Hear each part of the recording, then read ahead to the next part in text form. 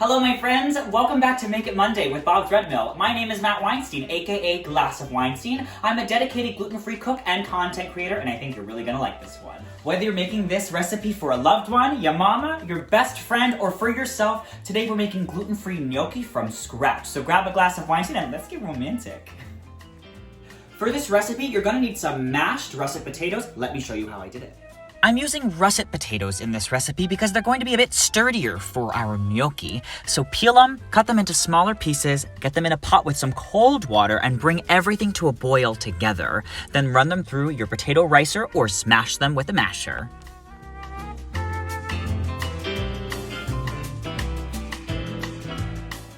So let's talk about our dough. Obviously we've got our mashed russet potatoes already, and I'm going to be using Bob's Red Mill's sweet white rice flour. It's nice and light, but also is gonna help to make them nice and tender. So we're gonna measure out about 1 cup of our mashed russet potatoes. These have been sitting on my counter and cooling a little bit, but I actually kind of like when the potatoes are still a little bit warm. It makes the dough nice and pliable. Just be mindful that they're not too hot for when we add our egg into our dough. We don't want scrambled eggs in our gnocchi dough. So lightly pack it in, not too much. 1 cup of our russet potatoes. That should be good. Get that into a large bowl to mix it all up. And then I've got 1/2 cup of that Bob's Red Mill sweet white rice flour. Get that in there. To this, just for a little help with our binding. You know I love my xanthan gum. We're gonna add 1 teaspoon of that right in. Then I've got 1 egg at room temperature. The last 2 things, we're gonna add a little bit of kosher salt for some flavor flav. And then we're gonna measure out 1 tablespoon of oil. You can use extra virgin olive oil. I'm gonna use some avocado because that's what I have on hand. And get that right in. Grab your favorite fork. I'm gonna start beating my egg and kind of whisking everything into itself. And just gradually start to combine all those ingredients together. And then eventually we're just gonna get our hands in there and start kneading out our dough.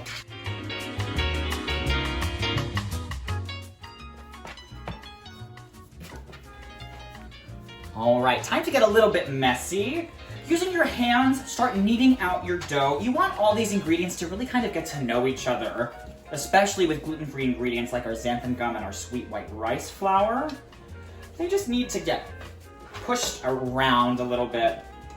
This is a great thing if you've got little ones in the kitchen. This is a great step for them to do. Feels like Play-Doh. Kind of smells like Play-Doh a little bit. But definitely knead it out for a few minutes, and then we'll start shaping it.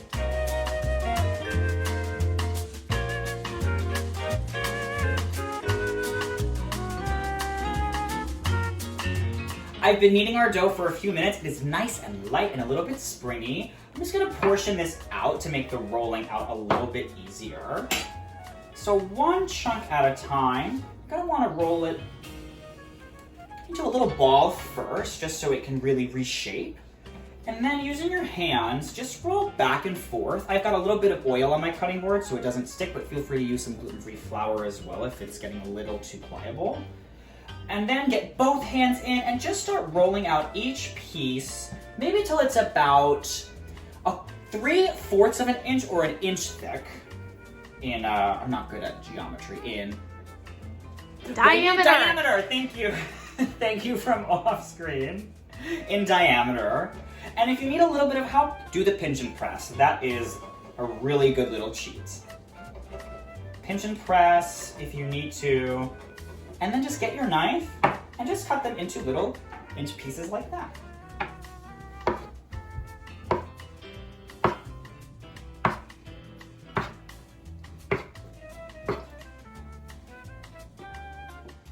So what I like to do after I cut them, I just kind of press them from the top and the bottom until they get into these cute little mini pillow shapes. If you've got a gnocchi roller, you are obviously more than welcome to use that if you want to feel a little bit extra fancy. But I just like to do these cute little pillow friends. Just like that. All right, I've got my cute little pillows all done. Time to roll out the rest of our dough.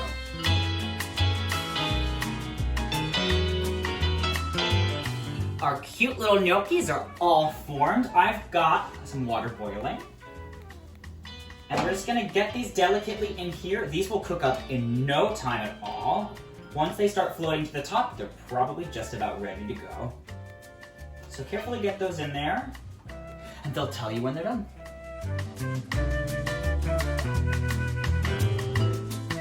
While our gnocchis are cooking, I'm gonna get a pan preheated and just get a nice glob of butter melting away in there. Maybe about 1 to 2 to 3 tablespoons. It's a holiday. Have as much butter as you want. And just get that melting so that we can drop our gnocchi right in and start browning them. There's nothing like the smell of melting butter. Our gnocchis are all sort of risen to the top and our butter is now completely melted. So we're just gonna go from one right into the other. Carefully get those into your melted butter.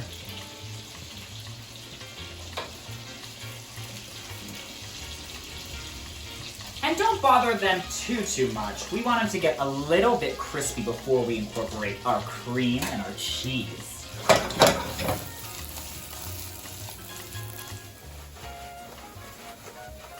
Look how beautifully toasted this one side got. That's kind of exactly where I want them, so we have a nice bit of textural contrast to our soft and tender gnocchi.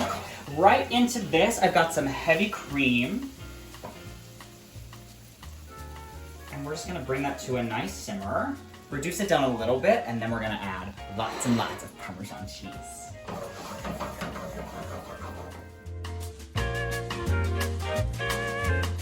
Our cream has been reducing a little bit. I'm gonna hit it up with some Parmesan cheese.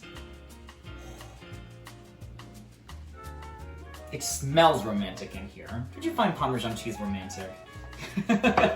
Give this a toss, fold everything together. The cheese and the cream will just encapsulate the gnocchi and thicken up as well. Oh my goodness. I'm gonna do a little bit more because I can. And we're gonna save some for our garnish too. Fold that all together. Look how silky and beautiful that is. Look how exquisite this is. And so simple, just a few simple ingredients. Let's give it a taste.